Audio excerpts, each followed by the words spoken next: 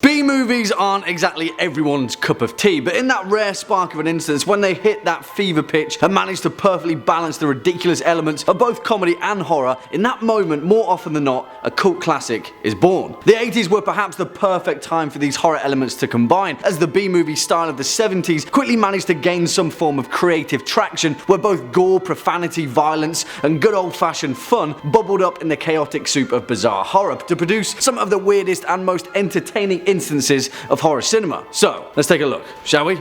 Hello horror fans, what's going on? And once again, welcome back to the Scariest channel on YouTube, top 5 scary videos. As per usual, I'll be your horror host Jack Finch, as today we curiously take a look at the top 5 weirdest horror movies from the 80s. Roll the clip.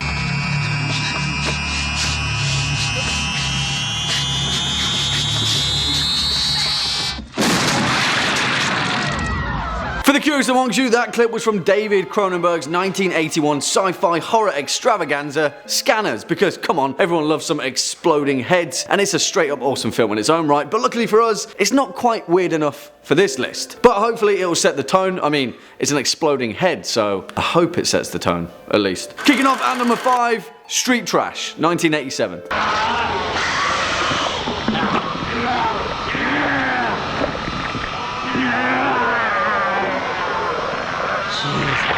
And talking about setting the tone, hopefully this one definitely will, because 1987 Street Trash is just about as crazy as it gets. And it's also possibly one of the most outrageous horror comedy films ever made, of a horror subgenre that I'm not even entirely sure still exists in this current plane of existence. Melt movies. Still though, that odd blend of ridiculousness makes it one of the weirdest and most entertaining B-movies of the decade. Street Trash, written by Roy Frumkis and directed by J. Michael Muro, tells the tale of a liquor store owner in Brooklyn who finds an abandoned case of ancient wine in his cellar and of course decides to sell it to the local waifs and strays in the neighborhood as a cheap get-rich-quick kind of scheme. Little does he know that it's actually Tenafly Viper, a lethal concoction of booze that causes anyone to drink it to melt away in a hideous purple fashion as illustrated in our aforementioned 10-second clip. And that's not even the weirdest part of the movie, because then things just get turned up to 11 on the Bizarro meter and Street Trash descends into an obscure pseudo creature feature with deadly cosmic grape juice as the main villain in question. There are so many subplots in this movie that it's hard to keep track of what the hell is going on. Mobsters, crooked cops, deranged Vietnam War veterans, and a tale of brotherly love on the mean streets of Brooklyn. But just don't worry about that, because that's the least of your worries. Street Trash shows some of the most outrageous and insane scenes of physical gore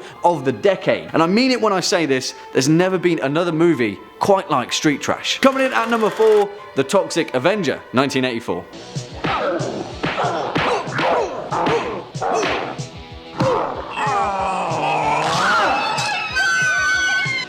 Alright, where do we even begin? What do you get if you take a self-styled 98-pound weakling that works as a janitor at a muscle-bound gym, gets viciously harassed and bullied by the resident fitness addicts to the point that he's chased out of a second-story window wearing a pink tutu, where he then falls and lands in a drum of toxic waste that then sets itself on fire? Toxie, the Toxic Avenger. Of course, because that's exactly what you'd get. Because then our boy Melvin, the mutant superhero that wields a mop and has a habit of ripping off limbs, journeys through one of the strangest plots in B-movie horror. And if you know anything about these cult classics, that's really saying something. Essentially, this film is like Martin Scorsese's Taxi Driver, just without Robert De Niro and without any kind of regard for anything or anyone. But despite all of that, strangely enough, the Toxic Avenger manages to land its punches more often than it misses, and most importantly, it's one hell of an entertaining thrill ride. Obviously, you just have to kind of dust off the edges a little bit. Written and directed by Lloyd Kaufman and Michael Hers, the Toxic Avenger follows Toxie through the crime-ridden underbelly of New Jersey as he comes to terms with his newfound mutant powers whilst trying to heal the familial wounds of the loved ones that he left behind. And whilst that may sound like I'm being sarcastic, despite all of the odds, this film actually has quite a bit of charm in the same ways that EC Comics captured way back in the day. Also, this film is very much of its time, and unless you're in the mood for some kind of mindless gore and violence, it's probably best just to give it a miss. Next up at number 3, Maximum Overdrive, 1986.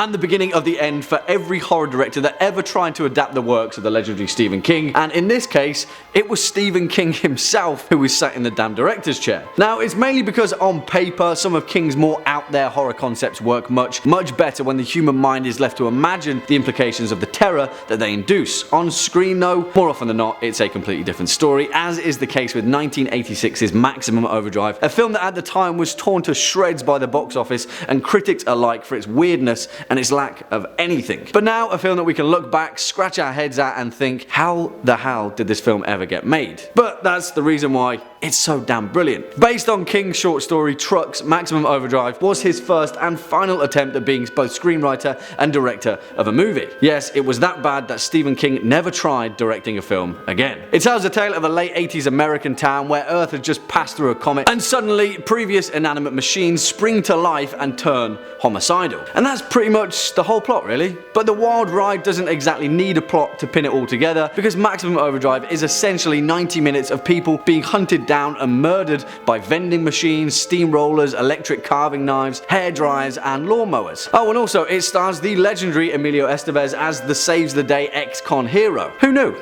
Listen, no one will watch this film for its plot, but you'll definitely watch it to see Stephen King himself get called an arsehole by an ATM machine. Swinging in at number 2, Society, 1989.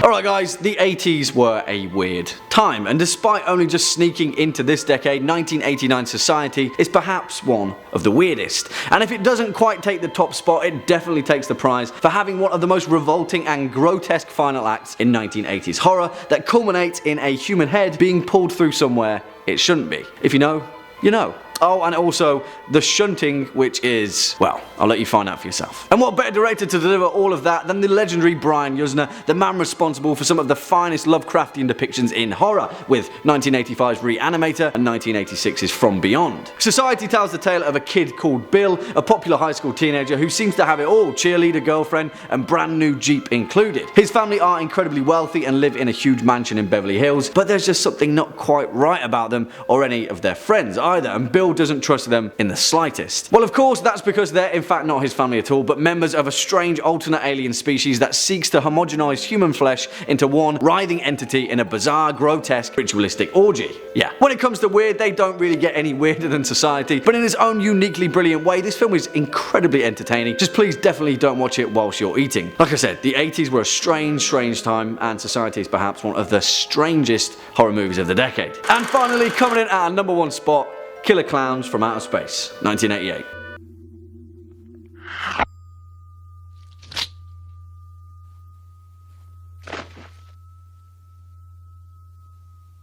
And the title of this movie says it all really, doesn't it? But truthfully, I wanted the last few entries of this list to be genuinely decent 80s horror, an encapsulation of the time when horror filmmakers just kind of didn't really give a damn about whether narrative concepts or horror devices made any sense. They just made them and crammed them full with enough blood, guts, gore and weirdness to keep us all entertained. Killer Clowns from Outer Space is a ridiculous notion, never mind a ridiculously weird movie. But of course, that is exactly the point. You can't go into this film expecting a beginning, middle and end, some resolute conclusion that will leave you feeling satisfied and your horror needs fulfilled. That's not what this film is about. This film is about a bunch of alien killer clowns, spelled with a K of course, that have crash landed on Earth and then go on a murdering spree across a sleepy suburban town by using every circus trick in the book. And if that's not enough 80s weirdness to sell it to you, then the lead character is a guy named Mike Tobacco. So yeah, there you go. Written and directed by the Chiodo brothers, Killer Clowns from Outer Space is the living definition of a cult classic. It's weird, it's campy, it's goofy, yet it was made with enough self-awareness that we're all in on the joke. That's the thing about horror cinema. Sometimes you just want to watch straight up ridiculous horror goodness. Sometimes we want to see an alien clown make a shadow puppet on a brick wall, then use it to capture the souls of a bus stop full of unassuming passers-by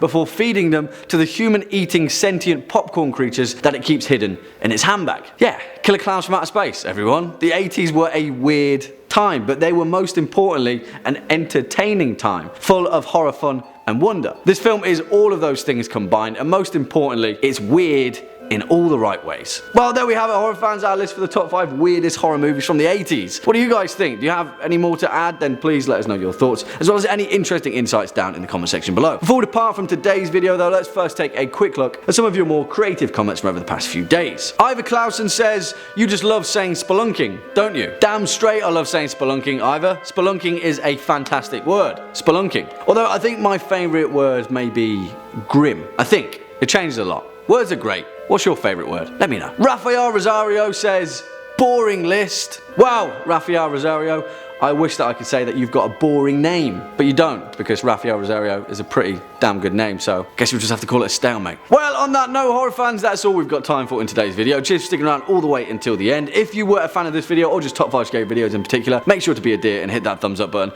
as well as that subscribe bell. We'll be seeing you in the next one. As per usual, I've been your horror host, Jack Finch. You've been watching top 5 scary videos. Until next time, take it easy.